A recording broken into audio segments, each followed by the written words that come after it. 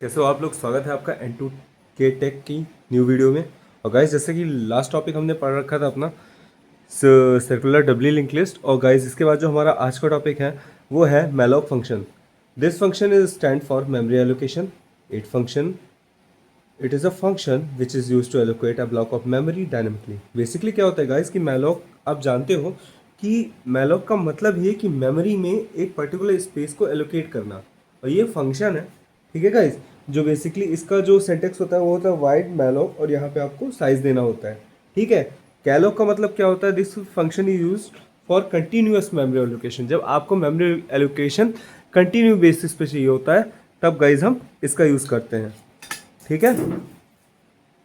इसके बाद गाइज अब this is use to dynamically allocate the specific number of blocks memory और specified types. इसमें क्या होता है गाइज, जो बेसिकली आपका मेमोरी एलोकेशन होता है वो कंटिन्यूस बेसिस पे होता है।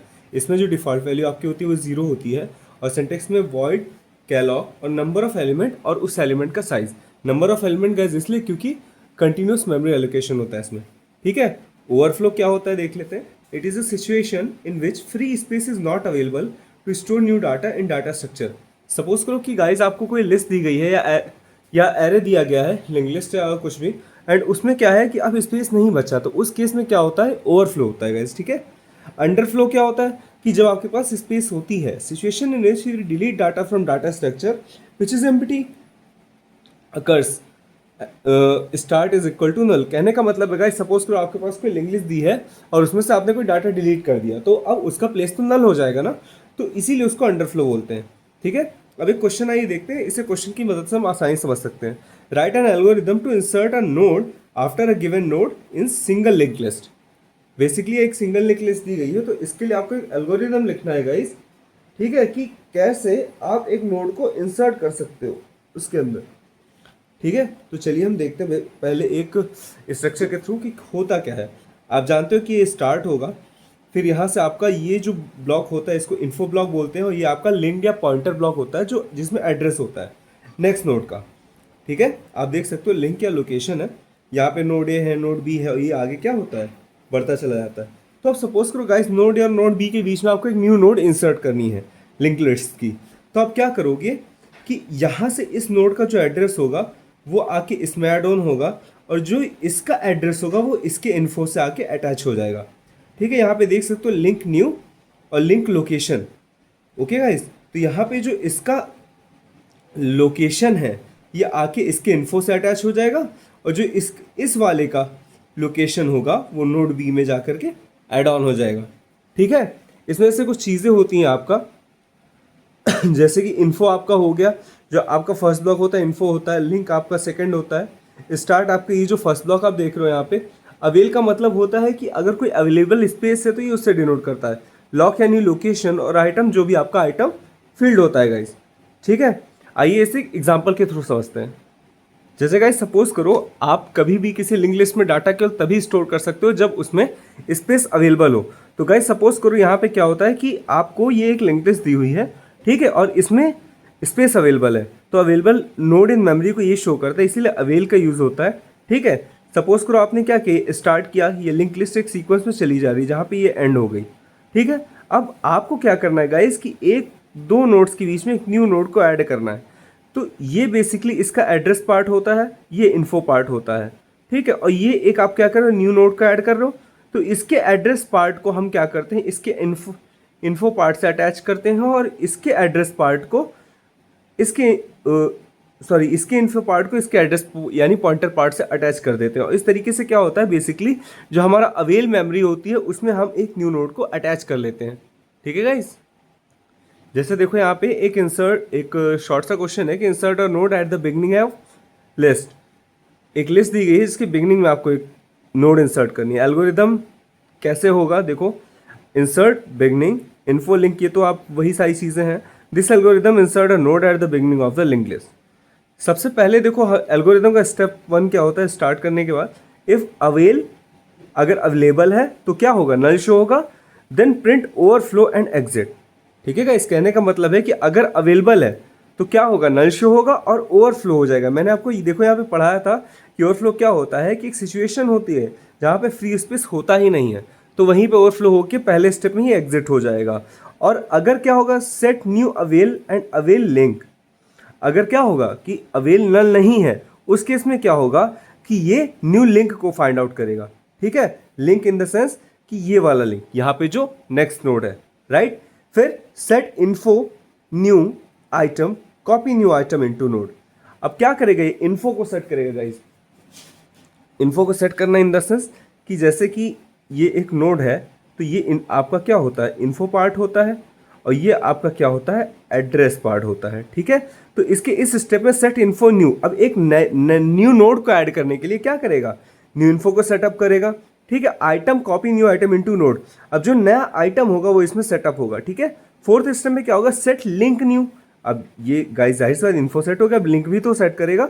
अब इस लिंक न्यू को start new node pointing to previous, अब ये वाली नोड जो होगी क्या होगी, आप देख सकते हो कि ये क्या होगा, इस वाली नोड में जाकर के अटैच हो जाएगा। सेट स्टार्ट न्यू और new start pointer for new node, अब क्या होगा, वापस से अब ये इसमें जाके अटैच हो गया। अब ये पॉइंटर फ्री है, ये कहीं और जा सकता है, तो अब क्या होगा, एग्जिट हो जाएगा यहाँ से। ठीक है, इस तरीके से प्रोसेस हमारा कंप्लीट हो जाएगा। ठीक है गाइस, तो चलिए आप तो इससे बहुत आसानी से समझ सकते हो कि set new is equal to avail and avail link avail. अगर क्या होगा, सबसे पहले ओवरफ्लो है तो ओवरफ्लो होगा, अवेल नल तो यहीं पे एग्जिट कर जाएगा। ठीक है, apart from that set new का जब न्यू देखेंगे तो avail and avail link avail, इसका मतलब ये होगा गाइस यहाँ पे कि जब अगर हमें क्या होता है, अवेल नल नहीं मिलता है, अवेलेबल हो जाती है लोकेशन, तो क्या करेगा, एक न्यू इन्फो को ये सेटअप करेगा। ठीक है, और उस न्यू को क्या करेगा, आपके इस आइटम बॉक्स में स्टोर करेगा। ठीक है, फिर क्या है, अगर लोकेशन जो है नल है then insert as first node, मतलब कि अगर जाहिर सी बात है यहाँ पे नल आपको फाइंड आउट हो जाता है तो क्या करेगा, इसे फर्स्ट नोड की तरह इंसर्ट कर देगा। फिर set link new start and start new, अब क्या करेगा, ये जो है एक जाहिर सी बात है इन्फो ऐड करेगा तो एक न्यू लिंक को भी तो गाइस ऐड करेगा। Else insert after node with location node, अब जाहिर सी बात है इसके अलावा अगर ये चीज़ नहीं होती है तो एल्स के फॉर्म में वो क्या करेगा गाइस कि उसके बाद में एक नोड ऐड ऑन कर देगा। ठीक है, जो कि लोकेशन नोड का काम करेगी, तभी तो ये इसकी लोकेशन जाके किसी न्यू नोड से अटैच होगी। ओके, और after that set link new और लिंक लोकेशन एंड लिंक लो न्यू। अगर आपको ये कंफ्यूजन लग रही है कि ये मतलब लिंक और ये सारी चीज़ें क्या लिखी हुई, तो बेसिकली सिंपल सा कॉन्सेप्ट आप गाइस इतना समझ सकते हो। इसके लिए स्टेप में केवल इतना होता है कि कुछ इस टाइप से सपोज करो आपकी लिंक लिस्ट बनी हुई है। ठीक है, ये इन्फो पार्ट होता है आपका। ठीक है, और ये क्या होता है आपका, लिंक बोल सकते हो, पॉइंटर बोल सकते हो, एड्रेस बोल सकते हो। सपोज कोई लिंक लिस्ट चल रही है, अब हमें क्या करना है कि एक इस नई नोड को यहाँ पे ऐड करना है, तो क्या होगा, इसका जो पॉइंटर है वो आ करके इस इन्फो से जुड़ेगा, इसका जो पॉइंटर है आके इस इन्फो से जुड़ेगा, और इस केस में ये आपका इसके बीच में अटैच हो जाएगा नोड। ठीक है, तो बस ये जो प्रोसेस आप देख रहे हो गाइस, उसी को इस प्रोग्राम के फॉर्मेट में बनाया गया है। ठीक है, आफ्टर दैट क्या है, program to create a new node, कोई न्यू नोड क्रिएट करनी है तो क्या करेंगे हम, पहले स्ट्रक्ट नोड लेंगे, फिर इंटीजर में डाटा लेंगे। ठीक है, तो इसके बाद से क्या होगा यहाँ पे देख सकते हो आप, एक बार प्रोग्राम को रीडेबल कर लेना। फिर क्या होगा, स्ट्रक्ट नोड आप न्यू यहाँ पे ले लोगे वेरिएबल की तरफ, फिर न्यू स्ट्रक्ट नोड में मैलॉक फंक्शन आप चलाओगे, साइज ऑफ स्ट्रक्ट नोड, जो भी नोड का साइज होगा वो यहाँ पे दोगे आप, फिर new next is equal to null, और क्या होगा आपका, ये बेसिकली एक नई नोड क्रिएट आउट हो जाएगी। सेम एक और है कि आप सपोज करो एक नोड है जो आपको केथ पोजीशन पे इंसर्ट करनी है, तो उसके लिए भी आप क्या करोगे, देखो सेम पूरा जो यहाँ पे आपने प्रोग्राम बनाया है, सेम पूरा प्रोग्राम आपका कहाँ तक है, ये पूरा प्रोग्राम गाइज आपका कैरी फॉरवर्ड हो जाएगा कहाँ तक, यहाँ तक स्ट्रक्चर नोड तक की। Word main struct node is into new, फिर न्यू में क्या करोगे आप, नई स्ट्रक्ट नोड को लोगे, जैसे मैलॉक फंक्शन होगा साइज ऑफ स्ट्रक्ट नोड हो जाएगा। स्कैनफ में आप क्या करोगे, वैल्यू असाइन करा लोगे उसकी न्यू डाटा में। ठीक है, अब कह रहा है कि न्यू जो है मतलब जो न्यू डाटा है वो नेक्स्ट में अगर नल आ रहा है तो स्ट्रक्ट नोड क्या हो जाएगा, टेम्परेरी वैल्यू हो जाएगी। और टेम्परेरी क्या होता है, टेम्परेरी वैल्यू आपकी हेड करेगी। सपोज करो अगर आपको इशू होता है ये हेड क्या है, तो गाइज एज वेल एज जैसे आप यहाँ पे देख सकते हो, यहाँ पे क्या होता था, स्टार्ट होता था, तो स्टार्ट के प्लेस पे क्या हो जाएगा, हेड हो जाएगा। क्यों, क्योंकि कहीं यहाँ पे सपोज करो कि ये वैल्यू है, आप देख सकते हो यहाँ पे कि एक लिस्ट दी हुई है। ठीक है, जब क्या करेगा, ये वैल्यूज़ को मैच करेगा। इंसर्शन केथ पोजीशन पे करना है आपको, सपोज करो 10 डाटा को, ठीक है। तो गाइस क्या करेगा, पहले वैल्यू मैच करेगा। यहाँ पे वैल्यू मैच हुई तो ठीक है, यहाँ नहीं हुई, यहाँ पे हो गया तब भी नहीं है, तो क्या करेगा, यहाँ पे टेम्प फिल होता चला जाएगा। और फिर KTH सपोज करो यहाँ पे जहाँ वैल्यू मैच हो गई 10th पे, तो ये क्या करेगा, जस्ट इसके बगल में यहाँ पे एक न्यू नोड को इंसर्ट कर देगा। ठीक है गाइस, वही चीज़ यहाँ पे दी हुई कि यहाँ पे क्या हो जाएगा, स्ट्रक्ट नोड इनटू टेम्प, और फिर यहाँ पे क्या हो जाएगा, वाइल टेम्प डाटा जो है position of data, temporary data doesn't equal to position of data. अगर टेम्परेरी डाटा इसके पोजीशन के इक्वल नहीं है तो क्या होगा, आगे बढ़ जाएगा। ठीक है, टेम्प नेक्स्ट, ये आगे बढ़ जाएगा, और फिर न्यू क्या होगा, next is equal to temp next, ये आगे बढ़ता जाएगा, और जब आपको क्या होगा, उसकी पोजीशन मिल जाएगी, वहाँ पे डाटा इंसर्ट हो जाएगा। ठीक है गाइस, तो बेसिकली यही था प्रोग्राम। अब इसके बाद से हमारा एक लास्ट लेक्चर और आएगा जो कि आपका 7 से 8 मिनट का होगा, और उसके बाद आपका ये जो डाटा स्ट्रक्चर का यूनिट 1 है फुली कंप्लीट कर चुके होंगे हम। तो गाइज, अगर आपको लेक्चर्स पसंद आ रहे हैं तो हमारे चैनल को लाइक शेयर सब्सक्राइब करना ना भूलें, और साथ ही अपने उन स्टूडेंट से या अपने उन दोस्तों से शेयर करें जो करेंटली आपके बीटेक CS कोर्स में इन्वॉल्व हैं। इसके अलावा बाकी की प्लेलिस्ट को भी चेकआउट कर सकते हैं।